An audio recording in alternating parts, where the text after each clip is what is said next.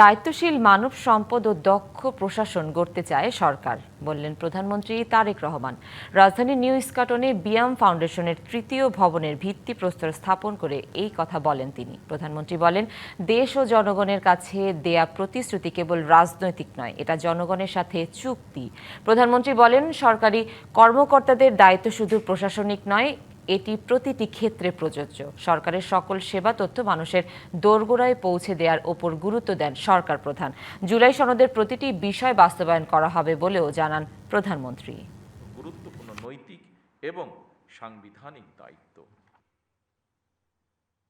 জনবান্ধব রাষ্ট্র ব্যবস্থা গড়ে তোলার ক্ষেত্রে আপনারাই হচ্ছেন সেই মূল চালিকা শক্তি, যাদের পেশাদারিত্ব, দক্ষতা, নৈতিক দৃঢ়তা ও প্রশাসনিক প্রজ্ঞার উপরে একটি জাতির উন্নয়ন বা ভাগ্য নির্ভর করছে।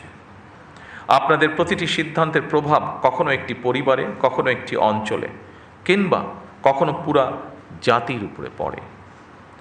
সেই কারণে আপনাদের দায়িত্ব স্রেফ প্রশাসনিক নয়, বরং অত্যন্ত গুরুত্বপূর্ণ নৈতিক এবং সাংবিধানিক দায়িত্ব।